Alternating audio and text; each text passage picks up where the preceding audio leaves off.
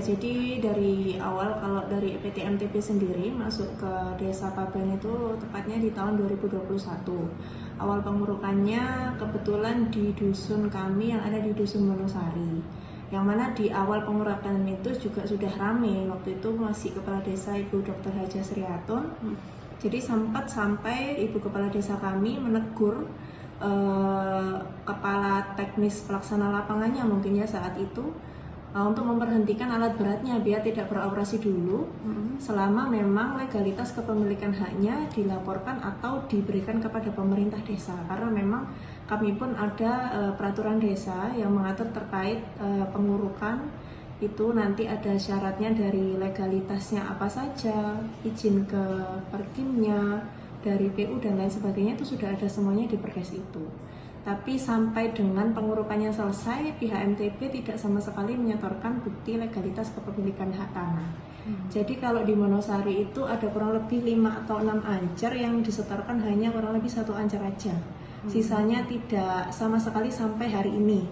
Sampai pada tahun 2023, PT MTP melaksanakan pengurukan yang ada di Dusun Alas Tipes sama. Jadi sama sekali tidak ada izin ke desa, tidak ada pemenuhan legalitas terkait kepemilikan tanahnya ke desa. Sampai sekarang ini akhirnya banyak dari aduan masyarakat, terus kemarin kami tindak lanjuti dengan fasilitasi tersebut.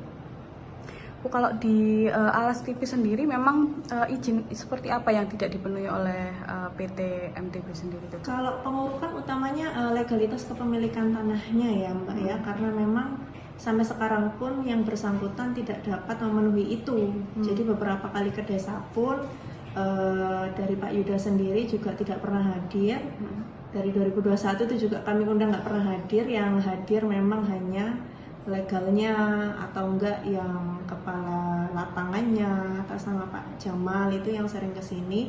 Juga berkali-kali sudah kami sampaikan legalitasnya dulu dipenuhi, karena kami juga konfirmasi ke pemilik tanah sendiri. Ada 3 ancer itu atas nama Sudinomo Kadiman sama Astika bin Abu Bakar. Kalau yang Bu Astika kemarin kami konfirmasi sendiri, kami panggil, ternyata memang batal secara sepihak terkait jual belinya karena MTP katanya molor untuk di pembayarannya. Nah kalau yang atas nama Kadiman dan Sudinomo itu menurut keterangan saksi dari perangkat desa kami bahwa tanah tersebut sudah beralih ke PT lain, jadi memang sudah bukan hak daripada ahli waris lagi. Nah kemarin dari ahli waris juga sudah ke sini tanya, terus tetap kami arahkan karena kita memang saksinya hanya berupa saksi hidup ya, tidak ada administrasi yang tertulis terkait tanah tersebut sudah beralih ke PT lain. Sudah kami bantu ya, kami arahkan untuk ke Kanwil untuk minta kopian SK-nya. Cuma kami tidak tahu perkembangannya sampai saat ini. Bu, tapi berarti kalau tidak ada alasan harusnya PT tersebut tidak berhak untuk menjual ke masyarakat. Seharusnya ya, begitu, karena memang syarat utamanya orang jual itu kan punya haknya dulu. Kalau tidak ada hak terus menjual itu dasarnya bagaimana? Sama seperti kasus di Wonosari juga seperti itu. Bu, imbauan ke masyarakat agar kasus ini tidak terjadi lagi seperti apa? Iya, kemarin juga sempat kami sampaikan ke beberapa user pembeli kafling Alas Tipes bahwasanya untuk kedepannya terkait pembelian berupa perumahan atau kaflingan sebaiknya tanya ke pihak pemerintah desa terlebih dahulu, karena memang pemerintah desa wilayah tersebut yang mengetahui itu legalitasnya sudah benar atau enggak.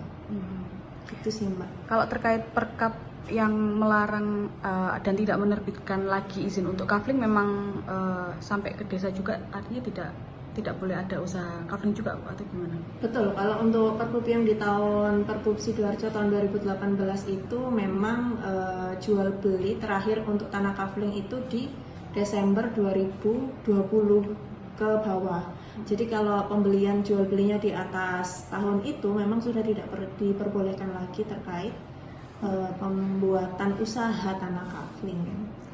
Kalau pengawasan dari desa mungkin Bu ke depan supaya hal-hal yang merugikan masyarakat tidak terjadi lagi mungkin seperti apa? Selama ini kami sama ya strateginya kalau terkait itu, karena memang kami pedomannya hanya di Perdes.